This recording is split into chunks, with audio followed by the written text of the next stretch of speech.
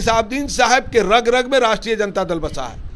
ऐसा नहीं होता तो आप बताइए कि वो आदमी जेल से छूटता है और उसने साफ शब्दों में कहा कि नेता एक होता है, वो नेता मेरा राष्ट्रीय जनता दल का अध्यक्ष आदरणीय लालू यादव नेता हैं। कि ओसामा साहब उपचुनाव जो हो रहा है 4 जगहों पर प्रचार करने जाएंगे वहाँ पे? पूरी ईमानदारी से हमको लगता है कि वहाँ निकले भी होंगे, नहीं तो हो सकता है छठ के बाद निकलेंगे। प्रेस कॉन्फ्रेंस में कहा ये हमारे परिवार के सदस्य हैं और ओसामा भी कहे कि हम इनके साथ हमेशा खड़े हैं। तो भाई ने तो कुछ नहीं बोला, ओसामा का कोई बयान नहीं है। नहीं, उन्होंने सार्थन जो है कहा कि हम आप जब बोल रहे हैं भाई तेजस्वी जी तो उसके साथ हमेशा हम आप खड़े हैं। एमआईएम जो बिहार में एक पार्टी है वो कह रही है कि जनाजे में नहीं गए लेकिन अब इतना मजबूरी हो गया उनको कि साथ में लेना पड़ा। एआईएम को छोड़िए, एआईएम का तो कोई अता पता नहीं है। अब कैसे पता नहीं? उनके 4 विधायकों को आप लेकर के अपने आप को बड़ा पार्टी बना लिया। अच्छा, एक बात बताइए, ओसामा साहब, हेना साहब ने राजद का दामन थाम लिया। हेना साहब पहले भी इस पार्टी में नेता थी, दिग्गज नेता थी, लेकिन ओसामा साहब की राजनीति की शुरुआत राजद से हुई है। तेजस्वी यादव और लालू यादव ने अपने हाथों से उनको इस पार्टी में स्वागत किया, लेकिन जब से ओसामा साहब ने पार्टी को ज्वाइन किया है बीजेपी और जेडीयू, उसी दिन उन्होंने हमला बोला कि अपराधी किस्म के लोगों को लालू जी अपने साथ जोड़ते हैं और वही हो रहा है। और कल एमआईएम के अध्यक्ष और उनके पार्टी के नेता ये कह रहे हैं कि डरवाया गया, पहले उनको ओसामा साहब को जेल में डाला गया जब तेजस्वी यादव डिप्टी सीएम थे, और अब उनको अपने साथ ले लिया गया। पहले डरवा करके फिर साथ लिया गया। हमारे साथ राजद के अल्पसंख्यक प्रकोष्ठ के प्रदेश अध्यक्ष अनवर आलम साहब हैं। क्यों डरवा करके आप लोग साथ ले रहे हैं? जो इस तरह का आरोप लगा रहे हैं वो बेकार, बुनियाद, मेरी समझ से इसका कोई लेना देना नहीं है। ओसामा साहब, आपको पता होगा कि आदरणीय लालू यादव ने, भाई तेजस्वी यादव ने ही कहा कि ये लोग हम लोग के परिवार के अंग हैं। और राष्ट्रीय जनता दल की संगे बुनियाद जब रखी गई थी उसके संस्थापक सदस्य थे जो है मरहूम शहाबुद्दीन साहब, तो उनके संस्थापक सदस्य थे, तो वो कहाँ बीच में इधर उधर विचलित होता है। इधर उधर एक दिन के लिए 2 दिन के लिए हो तो समझ में आता है। एक चुनाव आप लोगों ने लड़ लिया लोकसभा का, जिसमें आपको भी नुकसान हुआ, उनको भी नुकसान हुआ। वो गलत, अगर परिवार थे तो साथ में आ जाते, आप अपना कैंडिडेट नहीं देते वहाँ पे। वो गलत फहमी होती है। हम लोग तो कैंडिडेट जो है, हम लोग बार बार उनसे आग्रह करते रहे थे। पार्टी के नेता इस तरह का आप सुने होंगे, फातमी साहब ने भी किया और नेता ने भी इस तरह की बात कहा कि हम लोग उनको जो है ही लड़ाना चाहते थे, लेकिन उनकी कुछ मजबूरियां रहीं, उससे नहीं लड़ी हूँ। तो अगर आप अपना दिल बड़ा दिखाते हैं, वहाँ से कैंडिडेट नहीं देते सिवान से, तो आज सांसद होती, फिर आपके साथ आती तो और आप भी मजबूत होते। अच्छा, तो परिवार में थोड़ा कन्फ्यूजन कहीं पर होता है। उसके बाद दोनों का आपसी मिलन हुआ, दोनों में बातचीत हुआ, और बातचीत होने के बाद नेता ने बाकायदा ओपन प्रेस कॉन्फ्रेंस में कहा ये हमारे परिवार के सदस्य हैं, और ओसामा भी कहे कि हम इनके साथ हमेशा खड़े हैं। तो भाई ने तो कुछ नहीं बोला, ओसामा का कोई बयान नहीं है। नहीं, उन्होंने सार्थन जो है कहा कि हम आप जब बोल रहे हैं भाई तेजस्वी जी तो उसके साथ हमेशा हम आप खड़े हैं। लोग इस पर भी सवाल उठा रहे हैं कि क्या ओसामा को बोलने नहीं आता कि तेजस्वी ने बोल लिया तो नहीं बोले? लिहाज है, पारिवारिक लिहाज होता है, बड़े छोटे भाइयों का लिहाज होता है, नेता एक ही ना होता है। तो नेता उनको मान के आगे रखते हैं भाई तेजस्वी यादव को। ओसामा तेजस्वी जी को नेता मानते हैं, बड़े भाई तो एकदम निश्चित रूप से उन्होंने कहा है कि हर वक्त हम साथ रहेंगे, और 2025 का जो मिशन है हम लोगों के पूरे राष्ट्रीय जनता दल परिवार का, उस मिशन में वो भाई एक रथ के तरह जो है भागीदार बन के जो है अपने सार्थिक का जो है रूप अपनाएंगे। लेकिन एमआईएम जो बिहार में एक पार्टी है वो कह रही है कि जनाजे में नहीं गए लेकिन अब इतना मजबूरी हो गया उनको कि साथ में लेना पड़ा। एआईएम को छोड़िए, एआईएम का तो कोई अता पता नहीं है। अब कैसे पता नहीं? उनके 4 विधायकों को आप लेकर के अपने आप को बड़ा पार्टी बना लिया। अच्छा, एक बात बताइए कि वो 4 विधायक भागे क्यों?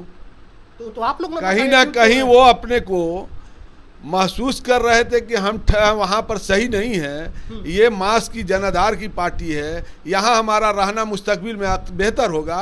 वो लोग तमाम लोग यहाँ आए। एमआईएम ने आरोप लगाया कि अपने पैसे के दम पर खरीद के अपने साथ ले लिया। अच्छा, एआईएम अभी चुनाव नहीं लड़ा, पार्लियामेंट के चुनाव नहीं देखे, तब पार्लियामेंट के चुनाव में हम नहीं बोलना चाहते, वो भी हम लोग के दल के जो है ना साथी ही थे, तो उनका जो वोट का रेशियो आया है उसको देखा भी होगा, पूरे पार्लियामेंट में क्या आया है। तो ऐसा कोई मामला नहीं है, एआईएम कोई मुद्दा नहीं है, जन स्वराज कोई मामला नहीं है।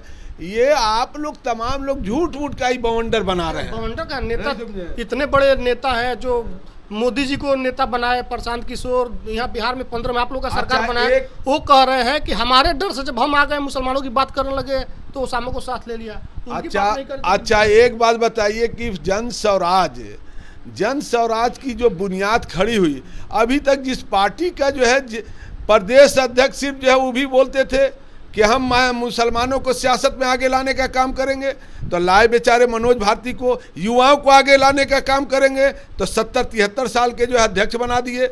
उसके बाद टिकट देने का मामला आया, 4 विधानसभा में तो छितरा के जैसे चारों खाना चित हो गए। नहीं, बुजुर्ग चारों खाना चित हुए। अभी तो रिजल्ट बाकी है सर, कि वो जो है वो तमाम जो है उम्मीदवार ही बदलना शुरू कर दिए। 73 साल के प्रोफेसर खिलाफत हुसैन साहब को लाए और वो बेचारे जो रो रहे थे प्रेस कॉन्फ्रेंस में कि हमको हटा के एक अपराधी को लेते आए।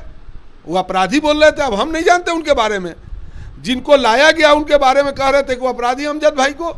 तो मेरा ये मानना है कि इस तरह का जो काम हो रहा है, कहीं आप देख रहे होंगे वहाँ तरारी में जो है उम्मीदवार को क्या भाई लेफ्टिनेंट को लाने का काम किया और उनको ये पता नहीं है, पार्टी चला रहे हैं कि वोटर लिस्ट में उनका नाम तक नहीं था, बिहार का वोटर लिस्ट में नाम भी नहीं है और उसको उम्मीदवार बना दिए। कैसा मैनेजमेंट गुरु है भाई? मुझे लगता है कि कोई मैनेजमेंट गुरु नहीं है, ये कंपनी गुरु हैं, कंपनी चलाते हैं और अंबानी अडानी के पैसे को खर्च करते हैं।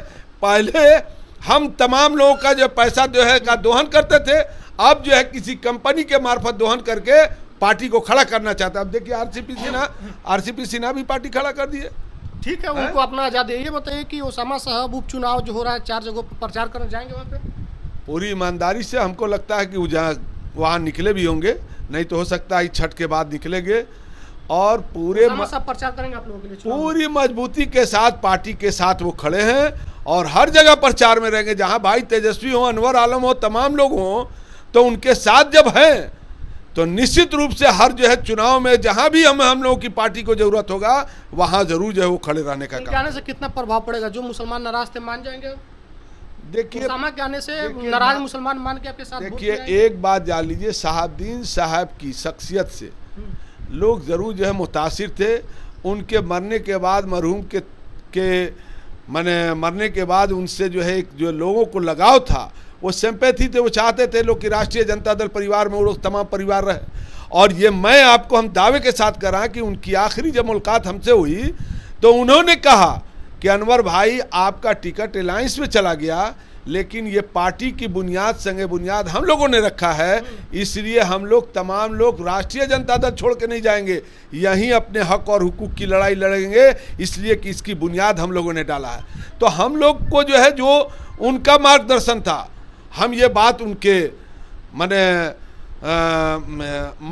मोहतरमा जो है इसको हेना साहब को भी बाबा हमने ये बात को बताया था और तमाम लोग जानते थे कि साहबदीन साहब के रग रग में राष्ट्रीय जनता दल बसा है।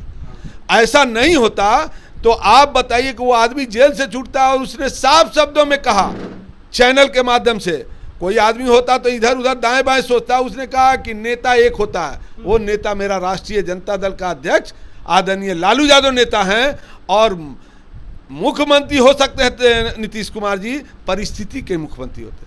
यही उनको बुरा लगा था और उसका बदला लेने के लिए उन्होंने बेल तोड़वा के जो है तिहाड़ जेल भेजवाया।